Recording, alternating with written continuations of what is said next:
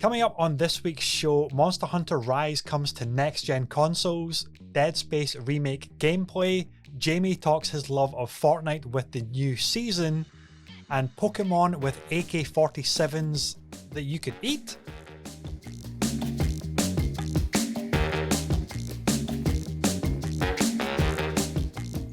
Hello friends and welcome to the Weekend Catch-Up Club podcast, the coffee morning show brought to you every week where friends hang out and chat about some of the latest stories going on in the industry. You can follow the show on all your favourite platforms or watch the video version over on youtube.com/gamertagged. This is episode 89 and joining me as always is the man with the personality of a can of orange tango, the king of the tangent, it's James McClellan. Morning. And joining us in the co-host hot seat is none other than the voice from beyond. You've heard her in titles like Rollerdrome and Goat Simulator 3 and a few others, which I'm sure she's not going to talk about just yet. It's the ethereal, the spooky, the immensely talented Sara Lynham. Hello. How are you, fam? How you doing? Another week? Yeah, good. It's been a bit of a busy week for me, actually. I was in studio all day on Tuesday doing some ADR for a TV show. And yesterday I had a little corporate Christmas gig, so I was stood in the corner while people were drinking and I was singing Christmas songs. So yeah, it was good. That's cool. That's cool. So you don't get to just drop a TV show and then just get over it and move on as if it's nothing. Come on, are you going Hollywood on us? I can't tell you. I had to sign an NDA for it. God damn it. I'll tell you when it comes out. Out. Well, I just have to assume it's some work for HBO's The Last of Us show, which is coming in January. I'm just going to assume it's that. Wobbled. I don't know if I'd be so calm about it if it was. It does look amazing. That's our first topic of the show, so we may as well just fire straight into it. We do have a great show lined up for all of our listeners and viewers. We have Monster Hunter Rise to talk about, which is finally coming to next-gen consoles and Game Pass. Obviously, The Last of Us HBO show got a new trailer. We're going to be geeking out over that.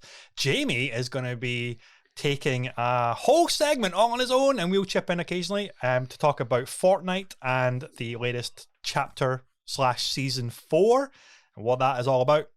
There was a new Dead Space Remake gameplay reveal, which looks freaking amazing. So we'll talk a little bit about that. And we'll also talk about what happens when cutesy little adorable monsters get given AK-47s and rocket launchers with the game Palworld, which also got a new trailer. So that to look forward to. But first up, The Last of Us, much more expanded trailer reveal coming in January. It's Sarah. It looks so good. It really does. Oh my goodness. There's some great reveals in this trailer as well, right? Like, jeez, yeah. I think my favorite is seeing the bloater. Oh my god, terrifying. Yeah. And it made me. I was saying this to Jamie before we started recording. Is that I went on a bit of a deep dive to be like, okay, right. It's kind of a big deal. All the monsters in this, they need to be so scary. Like, scary in the same way that when you play the video game, they feel scary. So I was like, okay, so whoever's doing the visual effects on this, they have to be really good. So I was like, oh, I wonder who it is. And it's a company called DNEG, who I was like, I don't know who these guys are, but well, I should, because they are they have 7 Academy Awards, 7 BAFTAs, wow, 18 other smaller awards and stuff like that, and they've done things well, to name video game things that they've done the Uncharted effects for the film, and they did Sonic 2. They did all the stuff for Rings of Power.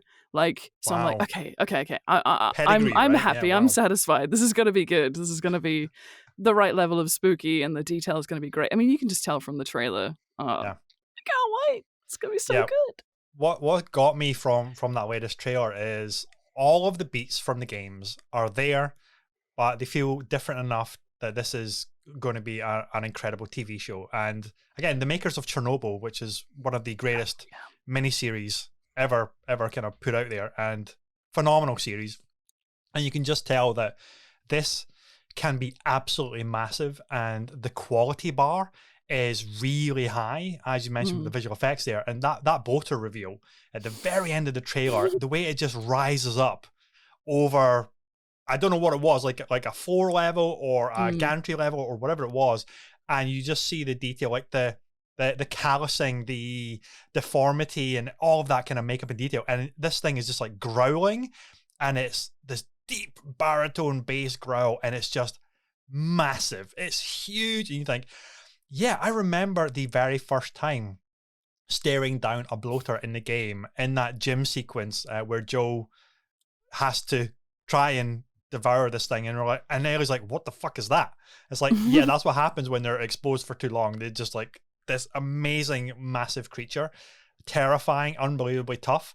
And I can't wait to see the set piece for how it's introduced in the TV series as well. But it's so many touches, and again, going back to that quality bar, it looks like this could be an absolutely massive TV show that could run for several seasons because the stories are there, because the little writing quirks. There was a sequence between they did the bit where Ellie's character says, look, I'm not infected, I've had this for a week, I'm not gonna, and Joe's like, if she so much as twitches, and she does this fake kind of like jerking, and she's and the other character, whose name I've forgotten, God. Oh no, me too. I've forgotten it. Brain dump, brain fart. Yeah, you know who I mean. She goes, don't even do that. Don't even joke. And if there's that humor, it's going to be so much fun. And I'm just so super excited for it. And like the quality just looks really good. It looks like a mega budget show, and it doesn't feel like a video game adaptation. It feels like this is a new Walking Dead style series, but it's a little bit different, a little bit fresher. And I just hope that they nail it, because it looks so far like they're going to be knocking it out of the park. Did you see Ashley Johnson in the trailer as well? I missed her, but I heard that she's playing Ellie's mum, and I think that's perfect. Right, that is such a great casting role. It couldn't be any better than that, really. Like, and it makes me excited for who they're going to put Troy in as, Troy Baker, who was Joel. So that'd be cool. Like, there's some rumors that he might be playing the is it David, the leader of the cannibals? They're thinking like maybe villainous, and everyone's like, oh, it'll be a nice spin to see him play a villain. And I was like, he's played villains. He was the most amazing, terrifying villain in Death Stranding. He's remarkable. So he would be great. Like, whoever he gets put in as, he'll be brilliant. I know. And just to circle back, Tess was a character. I couldn't believe I forgot her. Anna Torv, who, if you've been a fan of The Fringe, which I very much was a big fan of that TV series, she's playing Tess. And again, great casting. And yeah, I can't wait to see where the original actors are going to be popping up in various roles. I think Troy, they've yet to reveal that, right? So I think maybe that's going to be significant, and it's going to be like, as soon as you see Troy Baker, you're like, oh, I wasn't expecting that, like, to him to play that role. So he's so dynamic as a performer anyway, so they could basically put him anywhere and he'd be great. Like, you know, he plays a really great protagonist, he plays an amazing villain, like, he's super versatile. So it'd be amazing to have him in it anyway, so it'd be great fan service, plus whoever you put him in as, he'll be brilliant. I mean, I guess they could, they've put a couple of like new characters, like characters that have been created for the show in as well, so maybe they could give him a brand new character, but I feel like maybe they wouldn't. I feel like as part of the fan service, it would be someone that we maybe already know. Yeah. I've seen some of the one sheets that they've been putting out onto social media and stuff like that of who the character castings are. And I have to admit, like, across the board, they seem to have really picked great choices. And when I saw the one sheets for Sam and Henry, and knowing their story arc, I don't know if I'm ready for that. I think if they do that as well as it was done in the game, I'm going to be so heartbroken, and it's going to be such a gut punch.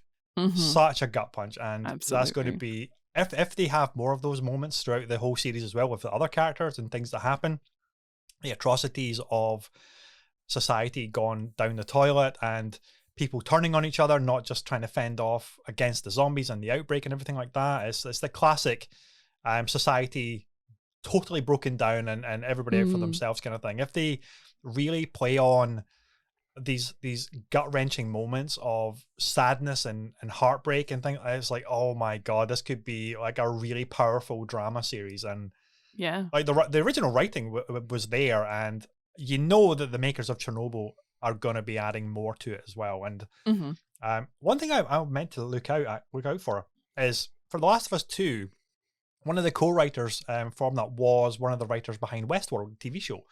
I wonder if she's part of the cast and crew for the HBO show or not. I'm curious about that, because again, like the caliber of writing talent that they got for part 2 of the game was HBO level drama, you know, incredible writing talent, and they're obviously investing heavily to make sure that this is going to be not just a cheap cash in or a badly adapted kind of thing, because it's too revered, it's too loved, and they want to build the audience for this franchise as well. And god, it looks so good.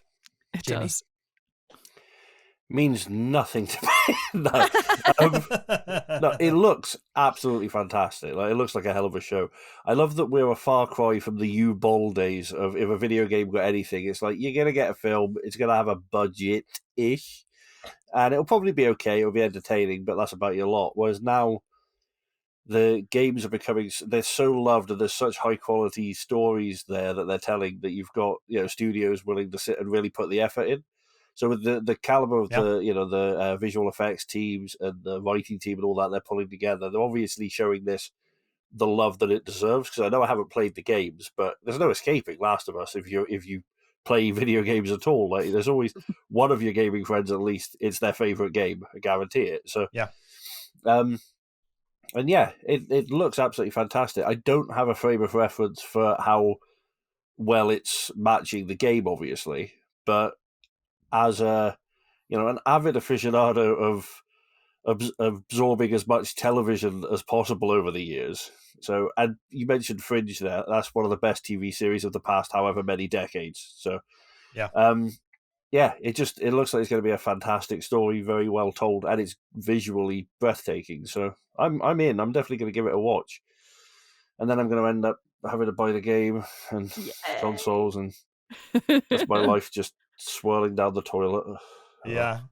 In the best way, though. Oh yeah. Have they announced it coming, like part 1 coming to PC yet? Has that been announced? Or I mean, they're obviously must be working on it because of everything else that they've been porting over. Yeah. I would like to think that it must be probably among the next batch of PS5 games that they're gonna port over to PC, and that would make sense, because if this show is going to land, maybe like the next month or something like that, get the Last of Us 1 remake onto PC as well to capitalize on that. It makes sense. Perfect sense to do, and I'd be surprised if they're not.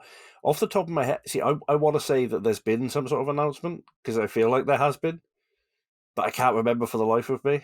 Yeah. And I'll probably remember 5 minutes after we stop recording, as per. But that's the thing. I know. I would say that's kind of my MO. I before we record, I have all this stuff in my mind. I know what I want to say, and then as soon as we hit record, it's like, oh fuck, what was I trying to remember? What was the person's name? What was the bit of news tidbit? Oh yeah, there's only so many notes I can take. You know, the record button is the empty brain button. Every time. I swear, 100% is. I've watched trailers for stuff we're about to talk about 5 minutes before the show to refresh my memory, and then sat here and Ross has said, well, we're going to talk about this now, and I'm like, what the fuck's that? When's that coming out? That sounds good. Yeah. And also, I sometimes throw things up in different order from the show notes as well, just to really fuck with you. It's like, actually, let's talk about this thing next, which was the last thing in the order of, notes. Like, let's just surface that first. And then James is like, oh God, it's my, I'm on. You are not prepared.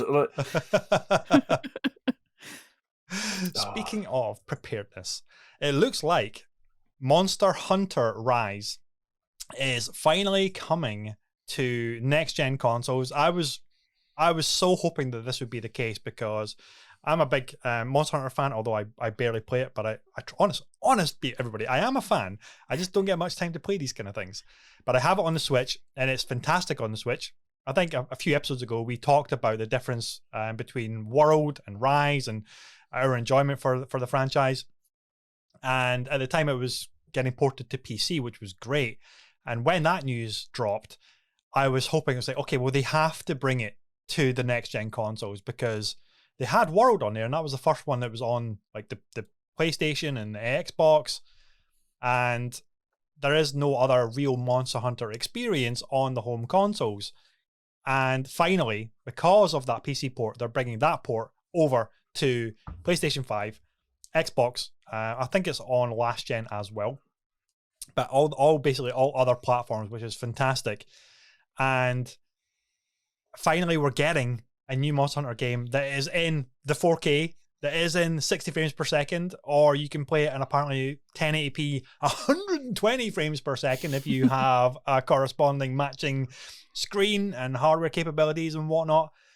And this is great, obviously, to see because as much as I love my Switch, it is very, very long in the tooth. And you just think any new games that keep coming out on the Switch, you're like, damn it, how amazing would this look and play if it was just on an Xbox or a PC or a PlayStation 5? And now I get to experience Monster Hunter Rise in its full kind of glory. And not to take anything away from the Switch, it is fantastic on the little Switch, but it does look a little bit ropey at times. Good for the Switch, but compared to other games, especially more modern games, which we have been talking about, it's a little bit rough. But still fun to pick up and play. And now we're getting full-blown, higher textured, higher frame rate, higher resolution. And this game is just going to sing, I think, on that new hardware capabilities and everything like that. And I'm really, really looking forward to it. And I wanted to ask both of you, maybe not for Jamie, because Jamie could obviously pick up on PC if he wanted to, because it's already there. But Sarah, are you tempted to jump into this game on the console when it lands in January? Possibly. It's one of these things that I've mentioned before that Connor's a huge fan and he keeps trying to get me into it, and I get distracted by all the other games that come out. So I've played like a session of Monster Hunter Rise on PC, and it was awesome. I absolutely loved it. It was quite challenging though. Like there's a lot of elements to the game. And even though, I've played loads of similar things and, people have likened it to like boss fights in a Soulsborne game, which is why I was like, oh, I'm going to love this. There's still a lot of like mechanics behind it that are very different and are very kind of like historical in terms of like, oh, the very first game had this or the second game in the franchise had this. And it's a really complex game, and it's amazing, I think, once you get the hang of it, but I still feel like I haven't got the hang of it, so I need to kind of get over that bit of it, and then I know I'll be obsessed with it. I just know it. I love the idea of it, like, being on console as well, because, I don't know, I haven't played that many mouse and keyboard things, like, in the last 5 years or so. I've been way more console-based, so I'm quite tempted. The only thing that makes me a bit upset is the fact that it's not cross-platform. So if anybody else didn't also pick it up on console, I wouldn't be able to play with other people. So that's a shame. But I do. I like playing with a controller. So what I should just do is plug a controller into my PC and stop moaning. But stop your bitching. Just plug in the Xbox controller into your PC and you'll be fine. Okay. Maybe I will. Try playing Super Meat Boy on a mouse and keyboard, and after that, everything feels fine. You'll be okay. Super Meat Boy? Yeah. Hellish platformer. It's a 2D platformer, which is really hard. Cool. Maybe I'll do that after we finish this. I'm right with you though, Sarah. When I read the news that it was coming to new consoles and it was already out on PC, I was like, yes, amazing, excellent.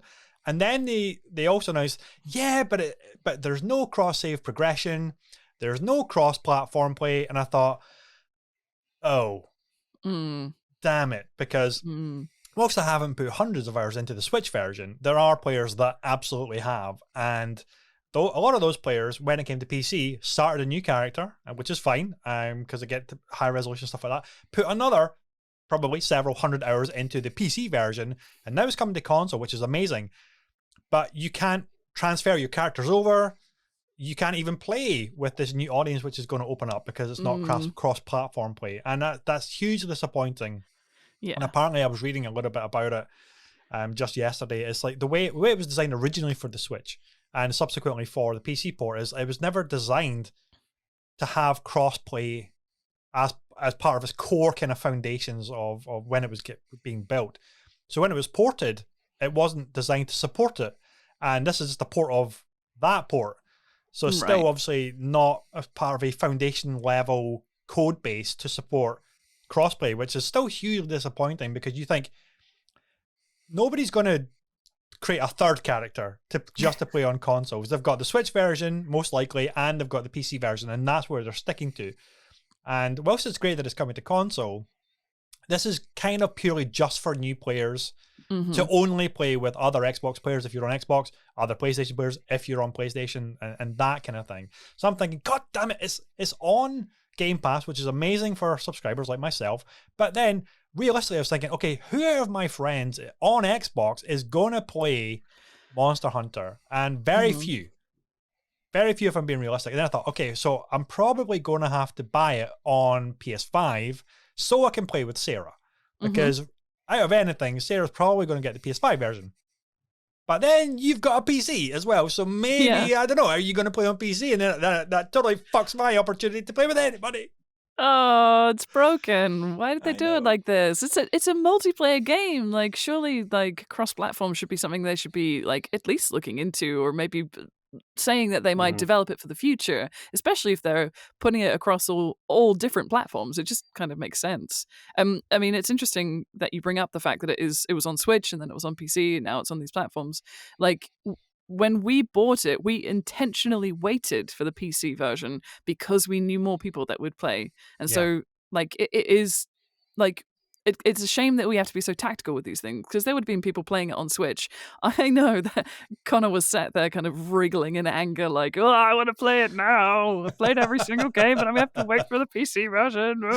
Yeah. I know that, like, it's a shame. Although, I mean, I'm kind of tempted to get it on Switch because I like the idea. Well, I'm starting to get more into it because we're going to be traveling in the new year, which I'll tell you properly about later. We're going to New Zealand for a bit. So fab. Anyway, we'll have to work out some sort of another couple of sessions of remote recording, which will be fun. From across the world. I want you podcasting from Hobbiton. That's where I want you to be podcasting from. That is not impossible. Don't dangle the dream. Don't dangle the dream. The Hobbit-sized carrot. Yeah. So anyway, so I'm definitely looking for more like portable gaming things. So maybe I'll get it on Switch. Maybe I'll get it on PS5. Maybe I won't. Maybe I'll just stick with PC. I don't know what I'm doing. Keep us all guessing. I'll put them all on my Christmas list, and then someone can decide for me. I know. It's a game that is perfect for crossplay because it's not competitive. It's PvE, so it doesn't matter if a high-end PC running at 120 frames per second is playing with somebody on their party on the Switch, which is only 30 frames per second. That doesn't matter. There's not a massive disparity there because of an advantage, because you're not, it doesn't really matter. You're not trying to kill the person on the Switch. Or maybe you are. Maybe it's like, I'm going to implement a friendly fire mod and just destroy all the other hunters in my party just for giggles. But I hope that they implement it for future titles. I feel like cross platform needs to be a standard rather than a nice to have in 2022 and beyond. I mean, if there's ever a multiplayer game I'm looking at now, I think before I even pick it up, I might pick it up if it's on Game Pass, I'll try it out. But then I'm thinking, okay, is it cross-platform? Because if it's not, then I'll think, well, am I realistically going to want to pick this up? Because it's a nice to have at the moment. Like, so many games do it as a feature rather than a standard, this is what we need to do from the very beginning. I mean, we were playing a little bit of Ghostbusters Spirits Unleashed, indie game, right? Very small studio. And they were very clear at the very beginning, this is full crossplay, because they obviously see the advantage to say, let's not segregate our audience base. Let's have it as a maximum size as possible. Everybody can play with each other because it's cooperative only. And that's the kind of mentality I'd love to see it be standardized across the board for all multiplayer games going forward. Yes, there's always going to be the thing where, okay, if we're PvP competitive, it's going to be, I want to be able to turn off PC players joining my game, because that's going to be always a disadvantage there. Yeah. Which you can do in like Call of Duty and things like that, which is great. But for PvE, cooperative games, it should be standard, just like let everybody play with everybody. Mm-hmm. And I hope that they do that. Help Capcom do that going forward. Anyway, sorry, Jamie, I know you're desperate to jump in here. No, it's just I agree wholeheartedly. Like, the lack of crossplay in any game at this point really frustrates me. And I know, I grant, obviously, there's going to be times when there's a reason for it that we don't know about, I'm sure. Like, you can't have everything. Where would you put it? But I just, it bugs me. Like, with a game like Monster Hunter, the whole purpose of that is to get your team together and go take down these epic bosses, and it feels great. Like, I played quite a lot of World with my friends, and it was one of the best things ever, was these huge hulking behemoths that would go out and be flipping about all over the place and bashing the crap out of them and getting knocked across the level. Tremendous fun. But realistically, at the moment, like my all of my gaming friends are split across various consoles, systems, and all of that, and it's crossplay that keeps everything together. So the minute that that's taken out as an option, you end up not talking to you got your mate who's desperate to play. You don't talk to him for 2 weeks because he's off playing with someone else playing something else. It's just frustrating as hell. Yeah. And I love the Monster Hunter. Like, I hadn't played a lot of entries in the series. Monster Hunter World was my first foray, but I've always liked that. Same. I've always liked that like asymmetric type game. Like, I loved it with Evolve and stuff. And obviously this is PvE version, but I love that boss battle type thing. So yeah, it's a cracking game series, but hopefully they'll look into it, because otherwise it's quick segue and shout out to Evolve by Turtle Rock Studios. Do you think, Jamie, that had Evolve launched maybe this year or maybe even like last year or the last couple of years, it would have done far better because people kind of understand the asymmetric multiplayer genre now, whereas way back then, what was it, mid 2015s or something like that, it was? Yeah, 2010s or thereabouts. It was a new thing, and obviously the marketing was horrible. That's a whole other discussion, but it kind of bombed really, really badly, really, really quickly as well. Apart from the ones who were hardcore, they understood it. They had the regular friends to do the full stack of, you're the monster, we're 4 hunters against you, and just do like the private matches rather than public matches. You could see it soaring, and it was fantastic. It was great to watch on streams and things like that as well. Great to play, but never really took off. And it's fucking heartbreaking when that happens. Like a really well made game and great concept, but it's just too new. It's too experimental for the mainstream to really wrap their head around it, and then nobody buys in because of really confusing marketing, really confusing microtransactions, which also really fucking killed it really badly. And I would love for that game to try and come back and get. It never will, because they tried to reboot it as a free-to-play and it never took off again. Oh, heartbreaking. So many games fall into that trap. I would kill to see Evolve come back. My Evolve pin badge set is sat up on the wall beside me somewhere from the press kit. I loved Evolve. I was so fucking hyped for that game, and I love asymmetric multiplayer as well. You look at the success now of Dead by Daylight. Like, that's huge. I know tons of people play that constantly, and it's great fun. Like, being hunted, but it's creepy and it's great. But then when you're the killer, you get to be an absolute douche, which is just fun.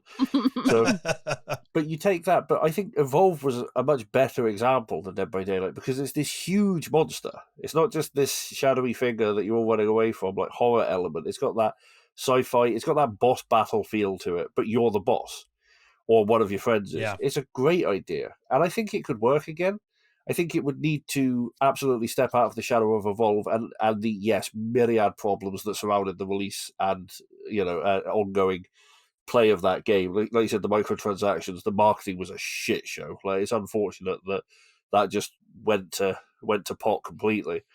But I think there was definitely an element of it being ahead of its time and catching people too soon, and like not if you're gonna be innovative and come up with something brilliantly new, you need your marketing to be very much on point and hit people with this is why you want to play this. Because if you don't, it's just new and weird, and people get scared of it and don't play it anymore. So Yeah. it was a whole, like, an imperfect storm of problems that caused that game to slide by the wayside. But I think now, with the success of asymmetric games, and there's a bunch, there's quite a few of them floating about. I know on Steam there are tons of these sort of things. I haven't looked into a lot of them, but lots of indie games trying to do it as well. So yeah, I think the potential's there. And if you know what, if the dream of a Horizon version of like Monster Hunter comes out, like Sony developed their own one, and whether it is just PvE or they do an option to let you be the monster. Can you imagine getting one of you getting to be the Thunderjaw against 4 other hunters? That would be That'd fucking be so incredible. cool. No, anyway, fantasy dreaming of game formats here would be just amazing. You never know. You never know. That would be amazing. But to circle back to Monster Hunter Rise, it's obviously coming out January 20th on PS5, Xbox Series consoles, PlayStation 4, and obviously Xbox One, and part of Game Pass for console and PC and cloud, which is interesting. And the expansion Sunbreak, which came out on Switch, that's coming in the spring later as well. So that's kind of interesting as well. It allows people to not just immediately dismiss all of the weapons and monsters and things like that in the base game, because it might get superseded by what's in Sunbreak. It allows them to play through the base game, the story, the monsters, level up their characters in preparation for the big expansion, which will come out later on in the year as well for that. And then they can jump into that ready with all of the systems, because as Sarah mentioned, the systems in these games can be immensely complicated, and you really do rely on a lot of YouTube specific channels to say, this is how you make a build for this weapon, and this is how traps work, and this is how baiting works, and this is how tracking works, and all this kind of stuff. And it's amazing to see the variety of different weapons and different builds that you can harmonize and pull together. So exciting stuff. So anyway, let's go on to Jamie telling us all about the latest Fortnite Chapter 4. Over to you, sir.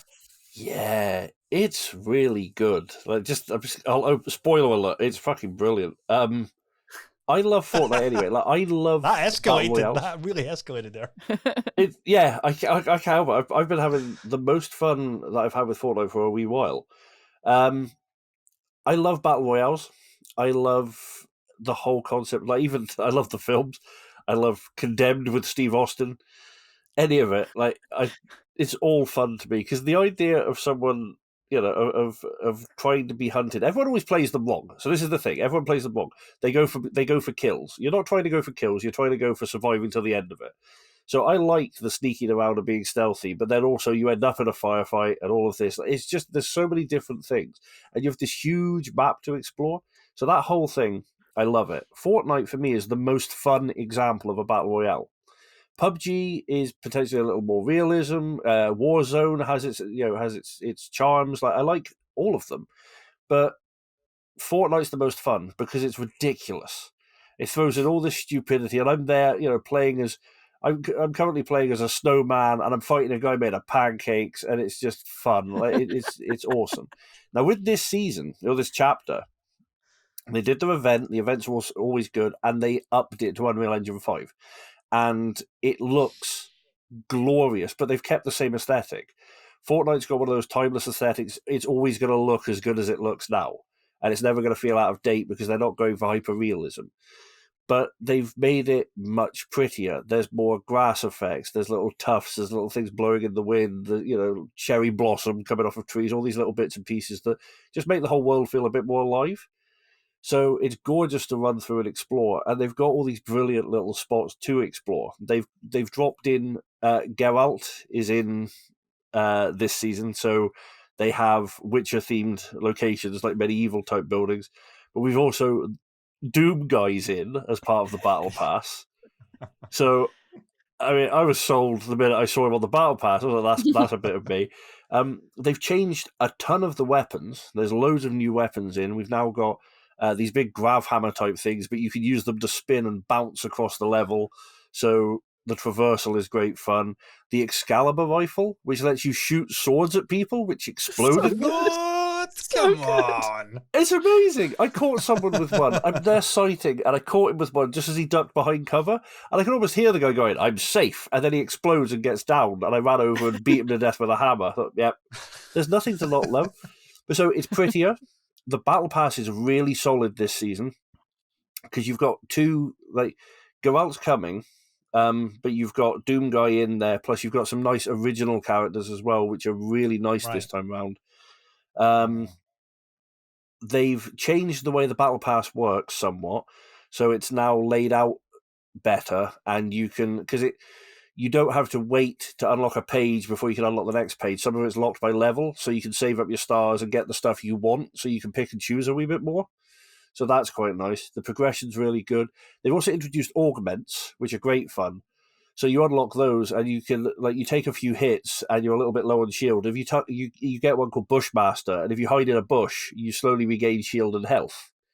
Or you can see the next storm circle that's coming, so you can plan your moves, so you can work out where you're going to head. Because I like to play on the outside edge of the map and creep my way in and sneak in behind people and stuff like that. So I've been playing with friends. I've been playing with my kids as well. They're both big fans. And it's just, I think this is one of the most exciting chapters that they've released and one of the most exciting battle passes and seasons. The fractured elements of the map look great. Overall, I'm really impressed. But the best bit of all is the introduction of dirt bikes, because those things are ridiculously fucking fun. I have been backflipping across that map like a lunatic. So, yeah, it's awesome. I'm very, very impressed with what they've done. Damn. Well, I need to get into Fortnite, and I need a crew to join. I need my amigos to. I know. That's, I didn't realize. We're here. I knew Jamie was into Fortnite. I didn't realize Sarah was hardcore into Fortnite either. I played a match the other day, and I got my very first victory royale. Get it? Yeah. And I'm super excited. But yeah, you're right. Like the upgrade to Unreal Engine 5 is stupidly pretty now, and like the colors just seem to, like, they're extra poppy going on. It's so vibrant and so saturated, but that maintaining that classic Fortnite aesthetic. But like the foliage of, like, oh my god, look at these trees. Oh shit, I'm dead. Look at all of these blades of grass. Oh shit, I'm dead. That kind of thing. It's like, can you just leave me alone? I want to just appreciate the world. Stop trying to shoot me. But it is a lot of fun, and it's I'm terrible at, like, the shooting and building. I don't know how players manage to multitask. Like, I'm getting my ass kicked, but I can build a ginormous fortress whilst under enemy fire. How the fuck did they do that? I feel like we're about to say the same thing, Jamie. Yeah. Zero build. Go for it. Yep. Yeah. Plain zero build.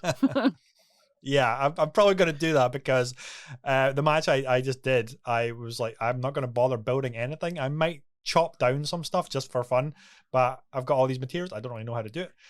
And sometimes I was just focusing on surviving.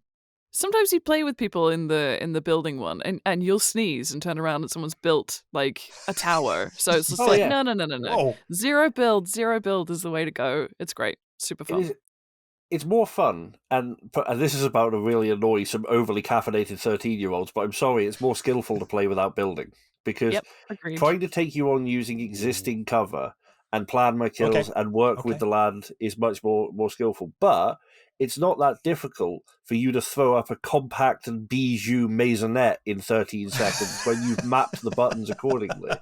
I have taken one shot before and then have witnessed the birth of Rome, right? And it's just, this is ridiculous, right?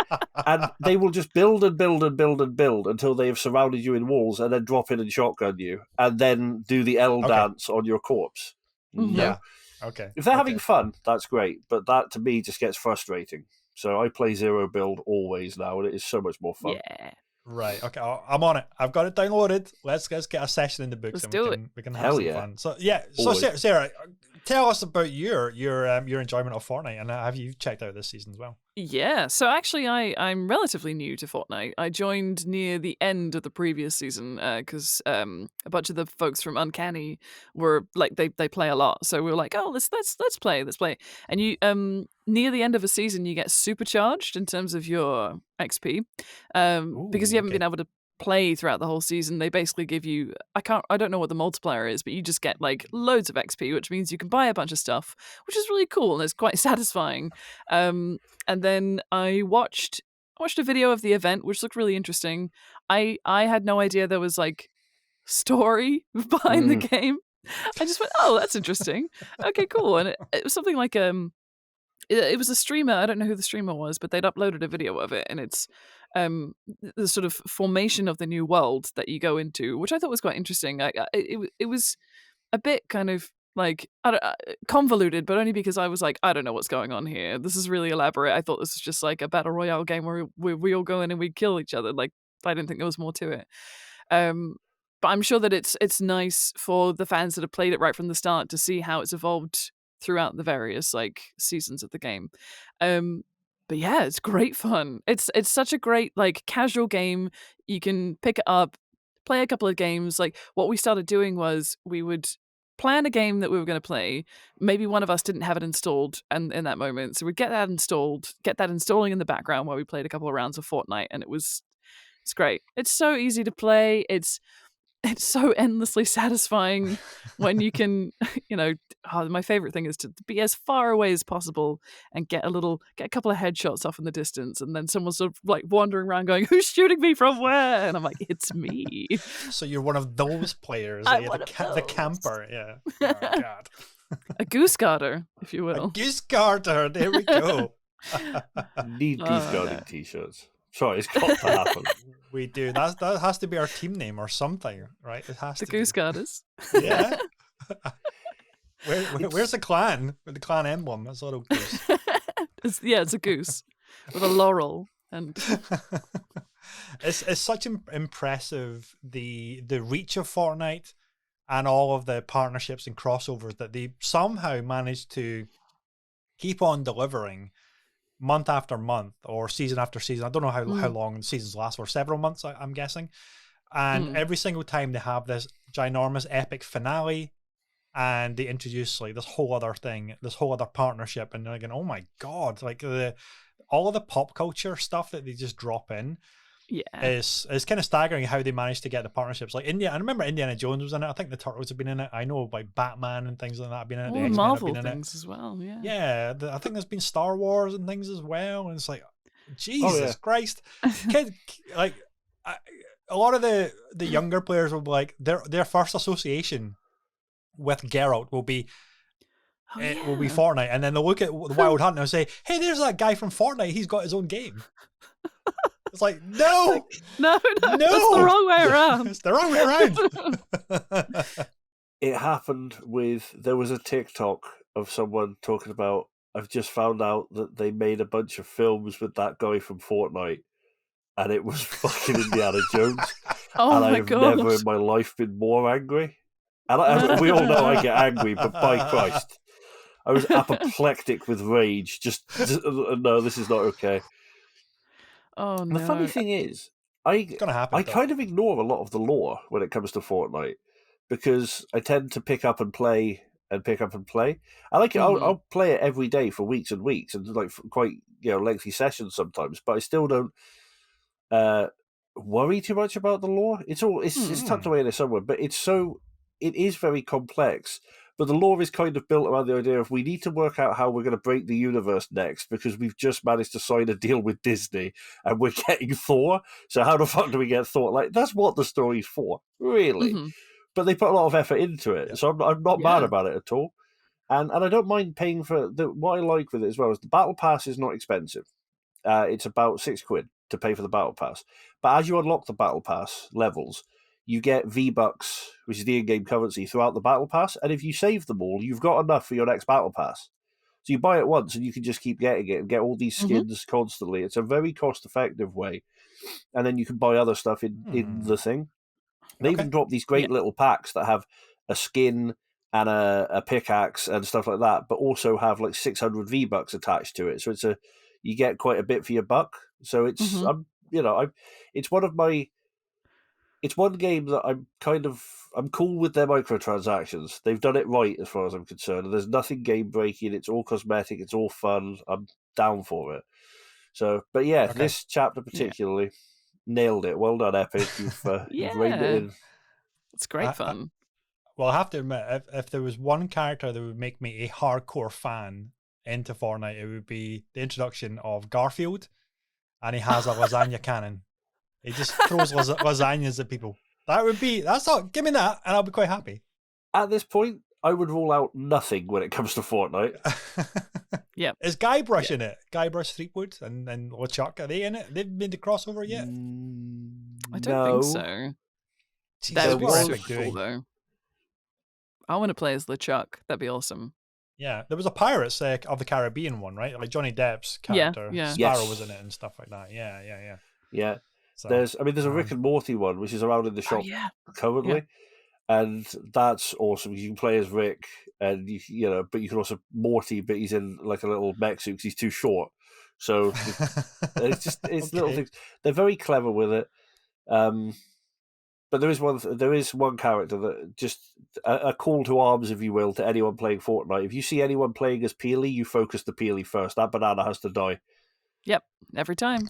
Hate that yellow bastard. Damn, I'm not okay with him. Wow, is that bananas in general or just this particular one? Just Peely. He's creepy as fuck. He's this 6 foot tall banana with these dead black eyes like Michael Myers. I'm not okay with him. Gives me the skeeve. Nope, don't like him. See, speaking of bananas, why have we never had a Banana Man game, Jamie? Oh, Eric, you imagine? The child who turns trans. Are you aware, Sarah? Do you know about the cartoon, 80s cartoon from our childhood, Banana Man? Jamie, you explain this one. Go for it. So Banana Man is Shazam, but instead of saying Shazam, he eats a banana and turns into this really stupid adult man. Because Banana Man was not intelligent. Like he was very strong, but dumb as a box of brushes. Like he just had no clue what was going on around him. I think Superman with a concussion and a blue and yellow suit, because obviously blue, which the suit was primarily blue as well. He's fucking Banana Man. When's the last time you saw a blue banana? All in all, this was a stupid show. Well, to be fair, his gauntlets and boots and mask and cape were yellow. That was the yellow, but his bodysuit was blue. I don't know why or where that came from. I know. I feel like blue was not the, but whatever. But it was a cracking 80s. It was a lot of fun. It was Eric who lived and I can't remember the address, and that will now annoy me all day. So that's great. I don't know, because all I can think of is 64 Zoo Lane, and that's an entirely different kids show. I think so. Yeah. So get Banana Man in the game. Animated. Animated. Oh, it was animated. Okay. Yeah. Because the only banana show that I watched as a kid was Bananas in Pajamas. Nah. Okay. Don't trigger Jamie, Sarah. Don't trigger Jamie. I'm sorry. Apparently, I don't like anthropomorphic bananas. I don't think anybody does. I don't know why someone thought that it was a good idea to, say, you know what's really good? Bananas and humans. Let's merge them.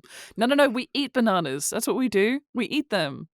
Yeah. When I would... So, very short segue. When I would, and this is one of the weirdest tangents I've ever given on this show. When I would come up here to Scotland to stay on holiday, because obviously I grew up in the south of the UK and moved here. But when I would come up, there was it was the Gaelic equivalent of S4C.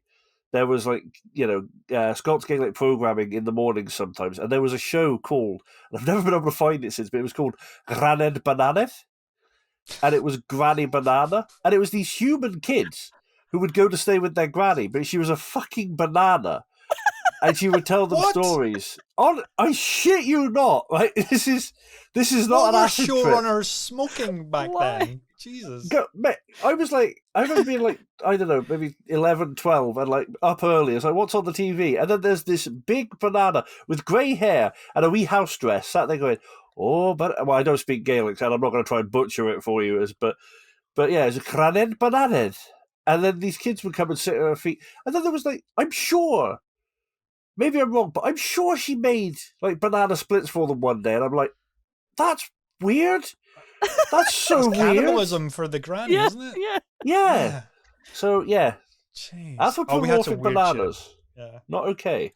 Wow. Taking a Wow. stab. Maybe on next week's show, listeners and viewers, we might talk about Super Ted and other 80s cartoons from our childhood and how it shaped Jamie into the entity he is today. But anyway, we will not go further down this rabbit hole and get way off course, but it's fine. So let's talk about Dead Space Remake. I've just noticed in the show notes I put Frist 18 minutes of gameplay instead of first 18 minutes. The Frist 18 minutes. Anyway, we knew it was looking phenomenal already from previous trailers and screenshots that came out. But it was an IGN first. They streamed the first 18 minutes from the very beginning. And, well, I mean, as remakes go, it looks freaking spectacular, doesn't it? Mm-hmm. Oh, yeah. I mean, yeah.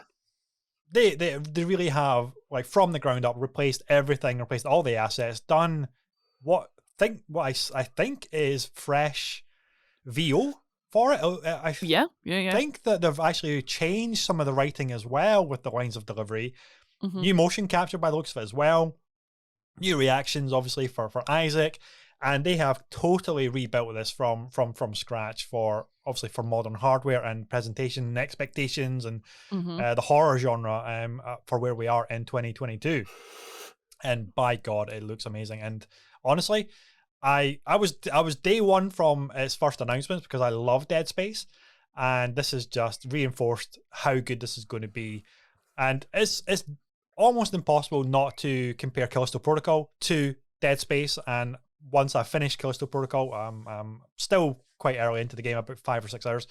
I'll do a deep dive on that and the relationship, obviously, between those two games. But I still firmly believe that if you were waiting for a Dead Space remake and maybe Callisto Protocol isn't doing it for you, you can enjoy both of them together. Or Callisto Protocol is not necessarily your Dead Space fix. You can appreciate the two of them together, kind of thing, for doing their own things because they are different enough. And I'm just hugely excited for a Dead Space remake as well. And to go back into that world, and the USG Ishimura is still, I still relate it to Event Horizon as a video game kind of thing. As that, I always think I always associated with that. For right or wrong, I don't know why, but I always thought Event Horizon is like the Dead Space video game, even though it's not really. But Sarah, what did you think of this 18 minutes of gore and splatterfest and atmosphere and sound? Oh, it's glorious, isn't it?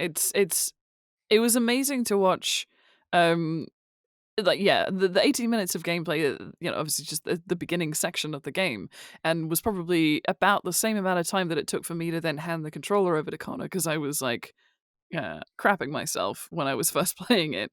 But yeah, the thing that always blows my mind is when gameplay and what's it called when there's a scene happening? Cinematics? Yeah, cinematics. Don't know.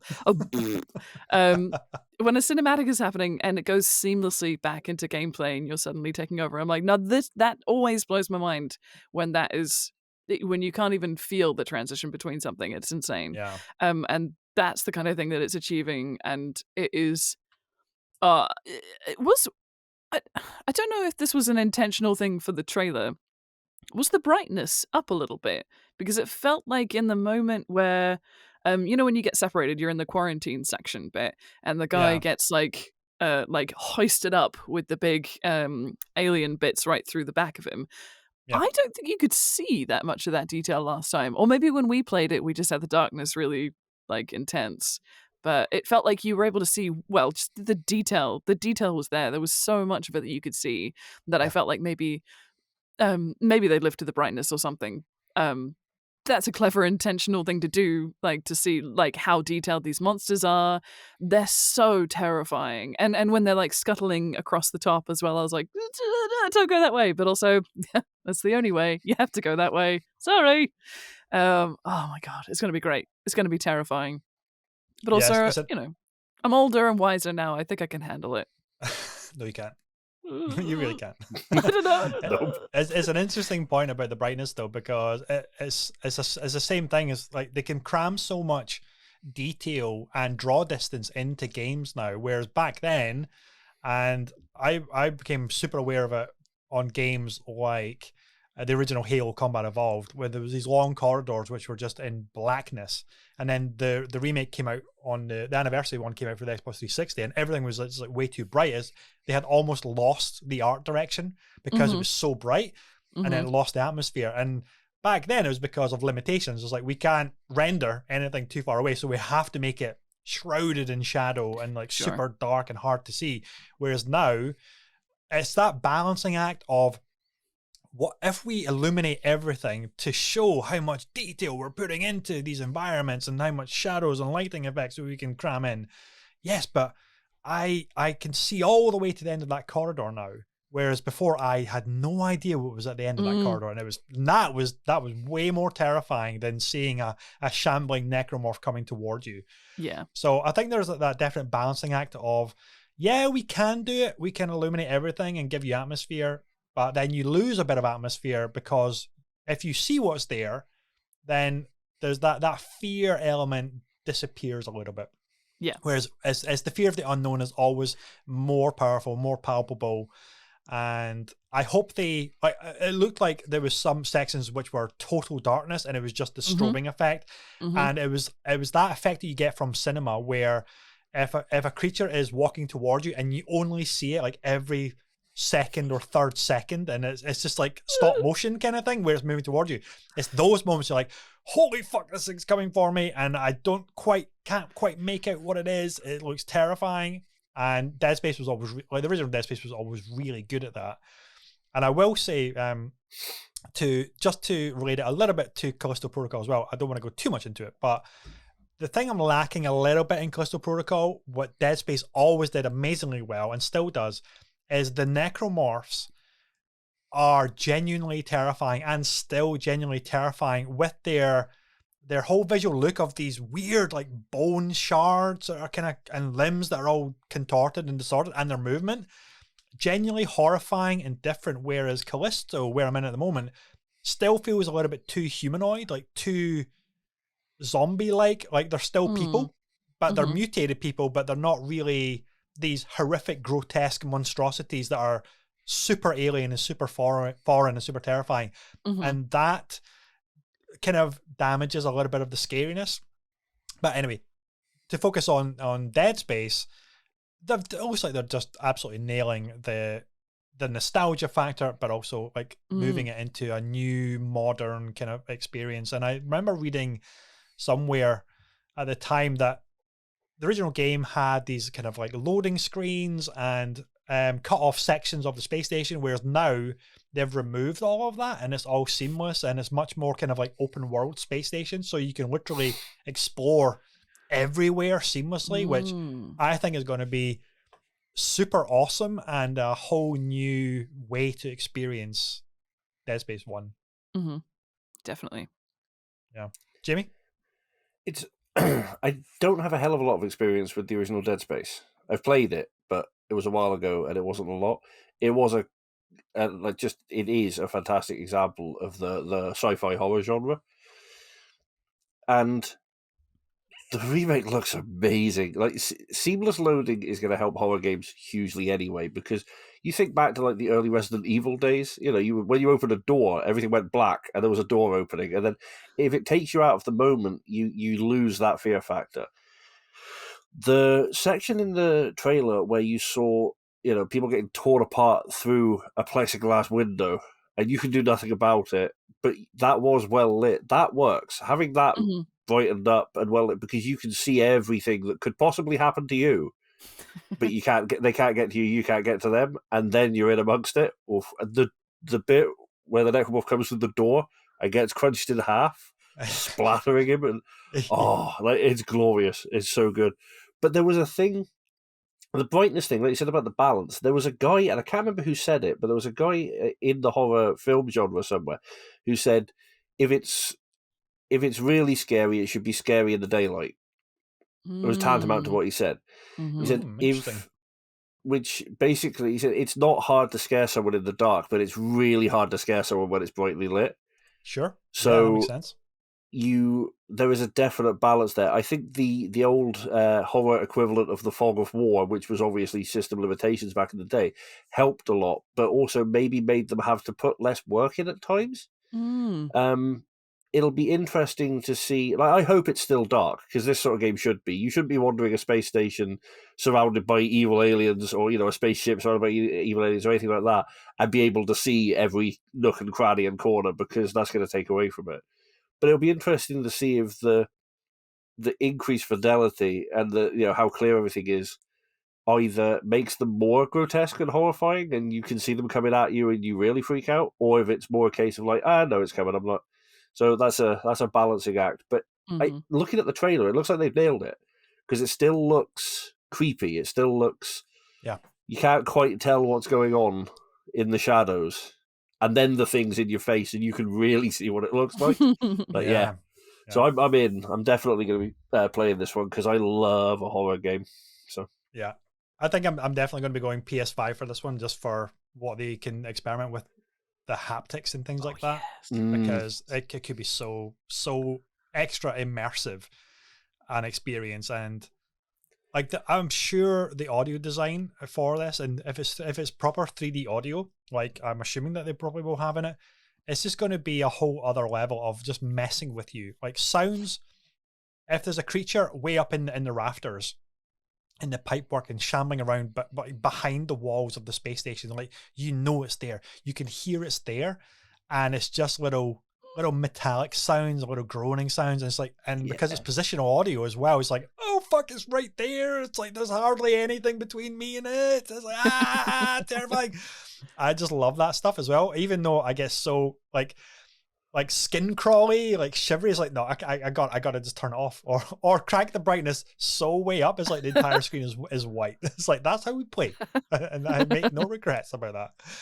But it just looks amazing, and I'm super excited for it as well. Like as a Dead Space fan, and it's great to see the Dead Space series coming back, because fans have wanted a new Dead Space for years. And when the news broke that EA had shut down the original studio, Visceral, who'd created the original studios, there was such an outcry of like, oh my god, what are you doing? This is a premier horror studio that makes single player game. But that was around the time when EA was like, single player games don't sell, we're only going to focus on multiplayer games. Obviously they've done a big U-turn of that recently, and we're getting the next entry in Jedi Fallen Order, which looks really quite cool. At the time of recording, the Video Game Awards are tonight. They're going to be showing off the new one, so we'll be talking all about that next week's show. And of course, more single-player games are coming out of this studio, of this publisher as well. Hugely exciting just to see horror at its most popular for the industry, and it's great. It's great. We just need that Guillermo del Toro, Hideo Kojima partnership horror game, which which we got a glimpse of with PT way back, but never came to fruition. So I'd love to see that partnership kind of come back and see what they could do. Take my damn money. Yes, please. But what a time, right? Because we've got the Silent Hill remake coming. We've got more Resident Evil coming, obviously. We've got this coming out. It's like, horror fans are eating good. They're eating extra portions of brains in their video games, right? Oh, yeah. If I could have one wish in the horror genre, I would like to see a real AAA, very, very, very, a lot of love behind it, a lot of money behind it version of something like Phasmophobia. Yeah. Oh, okay. Yeah. Like I think mega there's budget, scope mega production. Okay. Mm-hmm. It'd be interesting, because I also think you could ruin it doing that. It needs the slightly glitchy, creepy indie element, I think, in some ways. But if you got the right team on it, I would love to see it, because I love that fucking game so much. Yeah. And that could be really cool because I remember the demo for Resident Evil 7. It was the one of the opening bits of the game, and the entire thing was VCR. It was a section of the main game, but this little demo was just through the video camera perspective of. It's like a Most Haunted, Jamie. Or it's like they heard about this cabin in the woods and they're going to go film it, and it's supposed to be haunted and supernatural and spooky, and it turns out to be like the family and Jack butchers them all. But the whole perspective was just a VCR, and like that kind of thing for a supernatural game would be really cool if it's the whole aesthetic is just like like scan lines of an old VCR, TV, video camera kind of thing. I think I'm trying to think back. I'm pretty sure there was a horror game which was like that, and I can't remember the name of it. But it had the little record thing in the corner, and it's like the white kind of framing box, and I think I don't know if the entire perspective was like that, but I do remember something like that. And that's a way to obviously get the AAA tech behind it, but still have the look of old, glitchy, scratchy tape. It jumps. You get the kind of the wobbly, wavy lines as the scan lines kind of go across the screen, that kind of thing as well. Yeah. So potential is there for like a Phasmophobia VR AAA experience. That would be cool. Haptics of like maybe like air blowing across your neck or something from the headset. It's got like a port or something, right? No, the ghost. Yeah, I love it. Faz has my heart. I adore that game. I've played it to death, and I'll continue to play it. And it's but there's stuff they could do. I want a full haptic suit.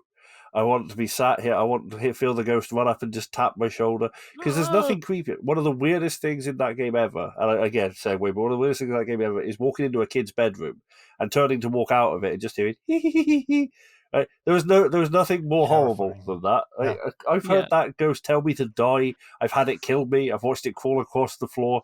That's all fucked up, but fine. But a giggle in a child's bedroom, and then you turn around and the rabbit's gone. Nah, burn the house to the ground and go. There's no point.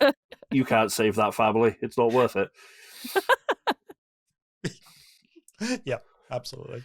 Okay, so final topic of the show. Jamie, have you ever wished or dreamed about giving your Charizard a AK-47 assault rifle and a rocket launcher and just saying, there you go, take out all the other creatures? I can honestly say it's never occurred to me. But now the thought is in your mind. That's what you want. Yeah. Right? Yeah. Oh, yeah. So we are talking, of course, about the new Pokemon-inspired game called Palworld, aka, this is coming from Game Informer, aka that bizarre Pokemon-ish game with guns, has a new trailer that puts names to the many cuddly faces that star in this over-the-top adventure. I don't really know what to think about this game other than the fact that it looks absolutely fucking mental, like totally mental. These gorgeous little cute little creatures that are very Pokemon-like, and I'm not a Pokemon guy, but even I'm like, okay, that's a bit weird. And it looks beautiful. The game looked really nice, and then all of a sudden, angry face, angry eyes of this little cute little thing, and it's like going to town with an AK-47 and just blowing the shit out of things. Thoughts, Jamie? I'm so fucking confused. I have no idea. Okay, so there's no way this game gets released. It can't, because after that trailer, they're getting sued. Okay, there was one in there called, I honestly cannot remember the name, it was like Flonalililili or something, right? And it's not, it's a fucking Lurantis. And then there is a lichen rock called Boltmane, and I'm like, there was no... I'm looking at these various, or is it more? Well, it's more like an Electamine, but either way, I'm looking at these Pokemon. They're Pokemon. They are absolutely Pokemon. Only they've apparently raided a guns and ammo before they've sent them out into the... I mean, how did this come apart? Is this... I just keep picturing the same as like, well, you're 10 now, and I know you want to get out there and be the very best, so here's your Pokeballs, and here's your Pikachu, and here's your Glock. Wait, what? Yeah, you'll need that. These fuckers they're not messing around. Okay? There's no more adorable little, I choose you. You get out there, you get cover, okay, and shoot for the head. Like, what the hell is happening in this world? So, Hollow but I want Point to play it was desperately. It's so weird. I am at a loss because it's like, oh, okay, they're doing an alternative version of Pokemon, and then all of a sudden it becomes third person warfare, and there's boss encounters, and this I'm looking at now. There's this green little monkey giggling with like a happy, jolly smile, giggling, running along, holding an AK-47, as if this thing is just like pure evil and having the time of its life, as it's going to go kill something. And that's a Grookey, by the way. That's absolutely a Grookey. Like they've stolen these animals straight out of Pokemon. Like they are so very much a rip-off. I cannot begin to tell you. But wow, well, it's coming to Steam Early Access next year, so I will be expecting the full skinny and rundown from the two of you, since you guys are PC players. I mean, I got to know what this is all about. It looks so insane, doesn't it? And the trailer, like, it starts off very cutesy, and I'm like, oh, this is nice. This is, a nice little homage to Pokemon. And I grew up with Pokemon, so I love Pokemon. I'm like, yeah, I'll play this. And then there's like a line of like 3 of these, what are they called? Lamb balls, which sound delicious, with their little Gatling guns. I'm like, what is happening? Why? They have powers. They can use their elements. Like, what? Okay. Oh, they went, oh, no, we can't go full Pokemon. Let's not give them, like, flame breath. Let's not give them the ability to electrocute other Pokemon. Let's give them literal guns. Yeah. Do you think the game director was like hurt by a Pokemon as a child, and I mean, obviously, just getting back at the franchise? It shows the signs. It really does. It's like you need that. Okay, see, this is the problem when stuff like this happens. It writes full scenes in my head. You need that narrowing border shot from anime where it just zooms in on his eyes, and he's like, "No, my entire family was killed by a Clefairy."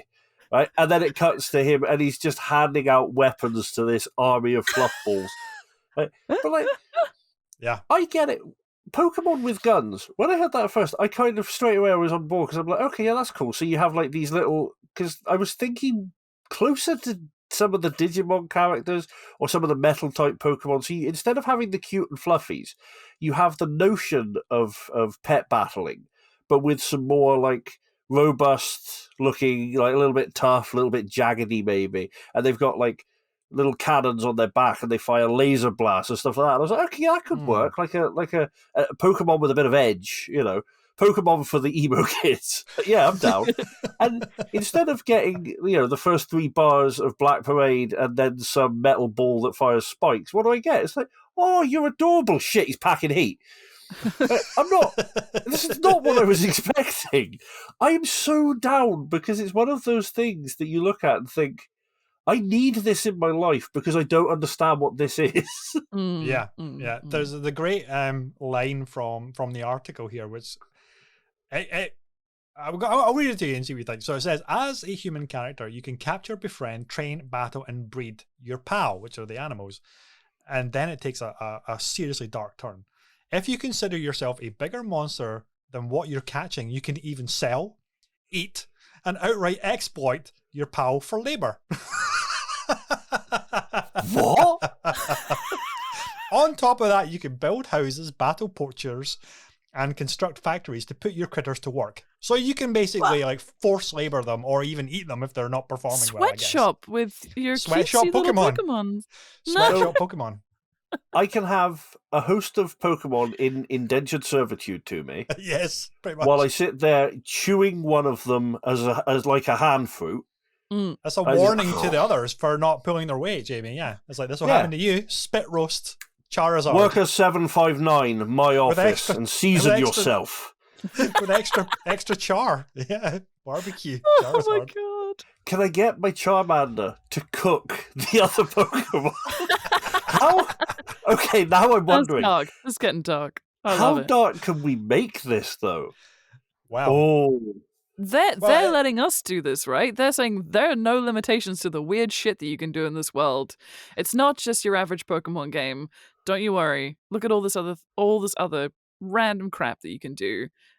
I appreciate why they've added this in. It's to make it, I guess, stand apart from its obvious, inspiration. But wow, exploiting Yeah. your Pokemon? Like, It are took we a talking turn. like build me a statue of me? Or Yeah, your of tiny little me. ones carrying the little rocks and like, yeah, taller, higher, Yeah, faster. a statue of me stomping on your entire species. Like, I want one of you. Oh, like, it's horrible. I can't It's wait. horrible. The thing is, as well. I'm thinking now. I can't help but picture like. So Ash turns up to these other towns in Pokemon, obviously. He's like, who's the gym leader here, right? You imagine he turns up at your town in Palworld, right? He's like, hey, I'm branching out. Turns up and goes, hey, do you want to do battle? Shoot to kill. And the guards appear on the turrets, right? Because obviously we set up and he's like, wait, I just want to battle pals. We don't battle them here. We process them. Like, can we make a meat grinder? Can I just have pal burgers? Can I run a franchise network? And if anyone steps Maybe. out of line, well, they won't, because I've got a bunch of fluffy little adorable bastards with AKs and nukes running about, just taking out cities. Oh, this is no, this is bad. This is a terrible thing that they've wrought upon us, and I can't wait for it. Well, it's currently only slated for PC, so you can be sure that the modders will handle anything that they want to embellish or include, and just go hot, go super dark with it with meat grinders. Create your own Pokemon patty. Bad enough. Like, it doesn't need the mod community getting involved. It's bad enough, and I know what some of these people are like, and I love them. But by God, it's going to be Soylent Grookey before we're done. Like, I can't. So good. Anyway, let's wrap it there because we ended on quite a dark note there. That has been episode 89 of the Weekend Catch-Up Club podcast. Thank you so much to everybody who has been tuning in, listening, and supporting our little show. It's a great time every single week with these two idiots that join me. I can't ask for better co-hosts. Anyway, take care, everybody. We'll be back next week. We will be talking about probably the Video Game Awards, because at the time of recording it happens tonight. So we'll have an opportunity to dissect it all and run through some of that, as well as some other topics that have been, maybe like all of the game reviews we'll get to talk about as well, like Jedi Survivor and things like that. So lots of big reveals awaiting us for next week's show. Anyway, take care. Until next time. Bye-bye. Bye.